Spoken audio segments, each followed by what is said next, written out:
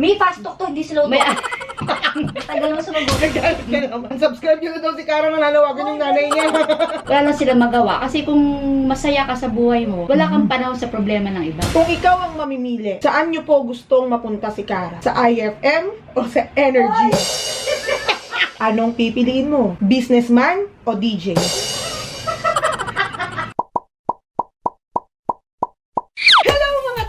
Ayan, package na po ang pamilyang ito. Syempre, ito na po ang pinakahihintay nyo. Fast Talk version 2.0 kay Mami Talukbong. Bago na po ng 2019 na Mami Emotico. Mag-ilo ka. Ingat! Mag-ilo ka. Hello mga te! Ayan.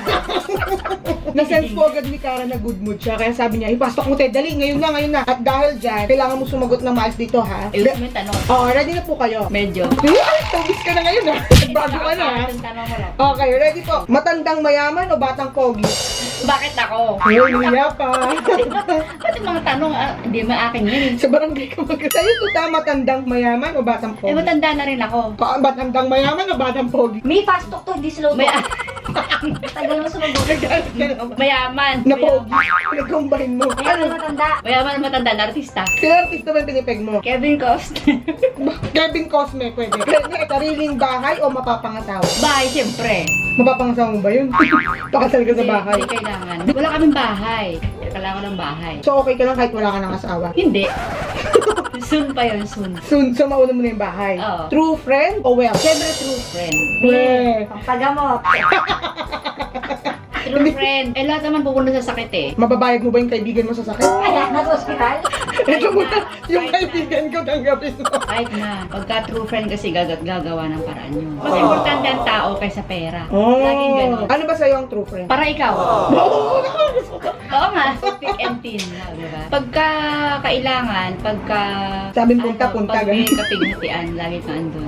True friend is loyal at all times.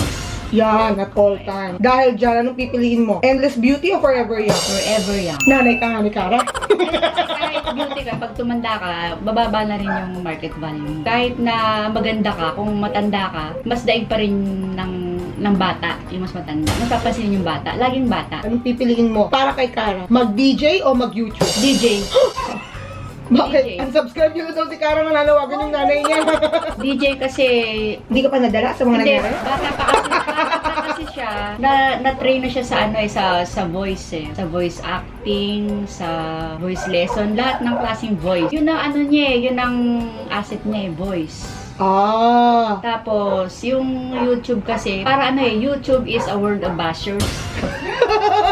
So sinasabi mo na na-hurt ka or affected ka sa mga bashers ni Oh, Kara? syempre. Talaga? Oh. Ano pinakaayaw mong bash na natatandaan mo? Ay, hindi ako nagbabasa. Hindi mo nga nababasa, di ba? Oo nga, hindi. Oo nga, hindi ako nagbabasa. Bakit daw hindi ka nagbabasa? Una-una, hindi nga ako nakakita. Sunod, mapapaaway ka. Hindi, para ayoko ma-stress. At saka ayoko ma-problema. Sa anong paraan ka sasagot sa mga nang away kay Kara? Susugurin mo o gagawa ka ng video at ipopost mo? Wala akong gagawin. Eh, wala kang magagawa. Walang gagawin, pero niyayaro ko sa NBI. Mag-iisip lang. Ikaw walang mapupuntahan yung pag-iisip. Kaya nga may kilo. Hindi.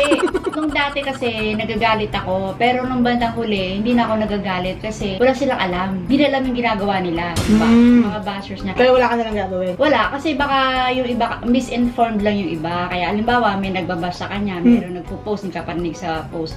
Siguro, may nagsabi sa kanila ng ganito, sabi ni Kara, ganito, ganun. Eh, hindi naman nila alam kung totoo yun o hindi. Kaya dapat, ang gawin nila, alamin kung totoo ba yung information na nakarating sa kanila. Kaya siyempre, madali silang mag-react. Kasi ako din, madali rin ako mag-react. Tapos, pag nakasalita ako ng kung ano, bandang huli, nagsisisi din ako na ba't ko ba nasabi na hindi naman pala yun ganun. Or baka naman, wala lang sila magawa. Kasi kung masaya ka sa buhay mo, wala kang panahon sa problema ng iba. Oh, big word. O, tandaan yan. Kung masaya ka sa buhay mo, wala kang pakialam sa problema ng iba. Wala kang panahon. So, hindi ka nagalit sa kanila? Lumipas na? Hindi na. Ah, okay, Nung hindi na. dati, nabubwisit ako. Pero ngayon, may dahilan yon. Pwedeng hindi sila masaya. Kasi kung masaya sila, wala silang pakialam. Wala silang pakialam kahit kanino. Yung sarili lang nila. Hindi nila poproblemahin ang problema ni Kara. Ito ang inaantay na lahat na isasagot mo sa tanong na to. Diyos mo. Kung ikaw ang mamimili, saan nyo po gustong mapunta si Kara? Sa IFM o sa Energy? Ah, O, ikaw nagpili sa akin Energy. mag-ano? energy. Energy? Para may energy. Si energy kasi yung IFM, pinanggalingan niya na ngayon. Umalis na siya, di ba? So, ibig sabihin, na umalis siya, nag-isip-isip na siya, nag-decide siya eh. Eh di, kailangan, mag-travel pa siya sa iba. Parang parang, bakit pa siya babalik? Eh, di ba umalis na nga siya doon? May mga dahilan kung bakit. Tsaka isa pa, para masubok na yung ibang yung ibang atmosphere, okay. ibang... Para maiba naman. Oo, para maiba naman. Kung magkakajowa si Cara, anong pipiliin mo? Businessman o DJ? Businessman na DJ.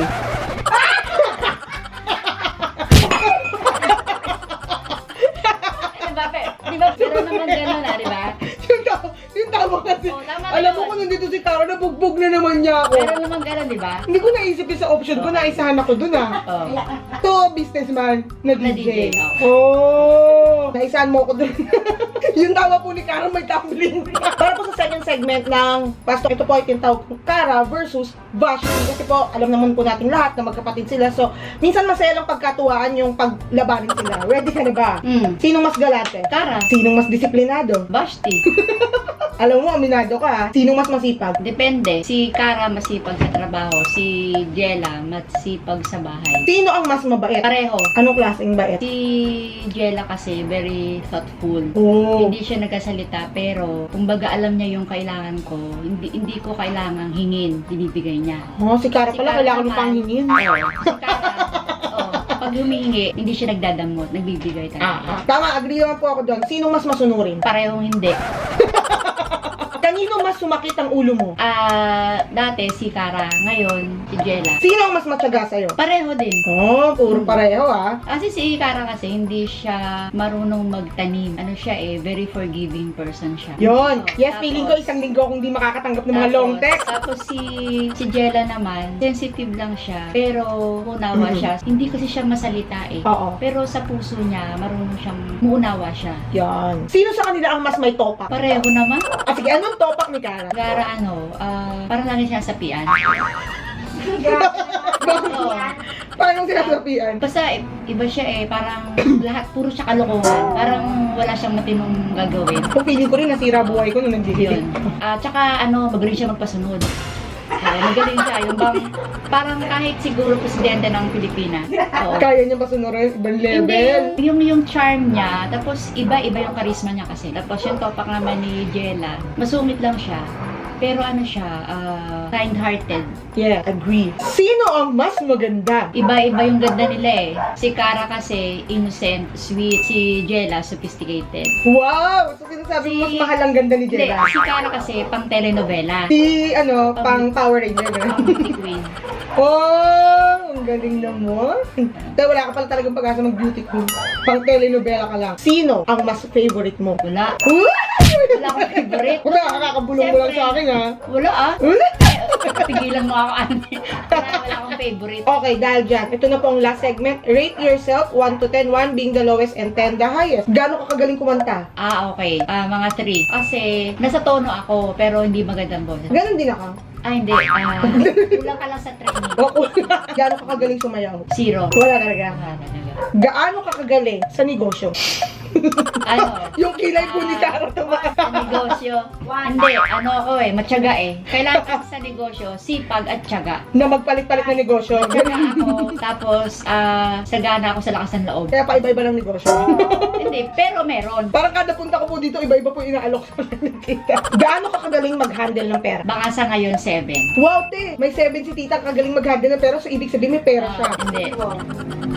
Hoy, 7. bibili mo naman ako, size 7 lang ako. Sa ngayon. Dahil 12 years na tayo nagpapasko, Wala, size 7. Gaano ka kagaling na lola? Siguro mga 7 din. Gaano ka kagaling na nanay? Siguro 9.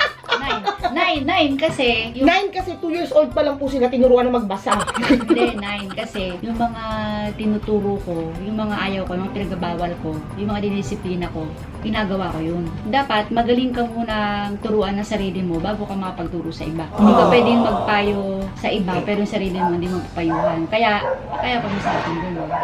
Kaya nay. Kasi clean living. Gaano ka kagaling na jowa? Hindi, wala. Nagmumurang kami yan sa sale pa. Hindi, wala.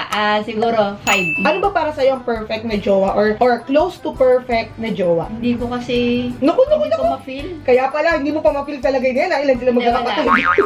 Pero kung halimbawa, i-recall ko, according to them, mabait ako. Gaano ka kagalit doon sa mga nang-away kay Kara? Dati, busit na busit. 8. Dati. Ngayon, Baka 7.5. nakakaya naman sa 0.5 na nabawas ha. 7.5 kasi parang dati walang justice, no? Mm. Pero tama pala yun eh. Yung mga inaapi pinagpapala. Meron ka bang narinig na ang mga nang-aapi pinagpapala? Anong gusto mo? Apihin o mang-api? Doon na lang ako sa apihin, di ba? Oo, Turo mo hindi, dati. Magkakaroon ka lang Yes. pagpapala. Yun ang Ngayon, turo mo, ang ibinababa siyang tinataas. Oo. O, di ba, magulo lang po kami, pero mayaman po kami sa mga ganyang pangaral. Kaya kahit papano, ligtas pa kami sa pagiging normal ni Kara. At dahil dyan, para po sa sikat na tanong sa aking pasto, Tita Cathy, sa panahon ng kagipitan, Nako, naman yung shabu. grabe ka naman sa tamo. Yung may ba na puti. Hindi. Sa panahon ng kagipitan, Tita Cathy, anong pipiliin mo? Ibugaw si Kara o ibugaw ang sarili mo? Parang wala namang maganda O, dyan. kailangan mo gumagot ganta. Hindi pwedeng wala. May papatol pa ba?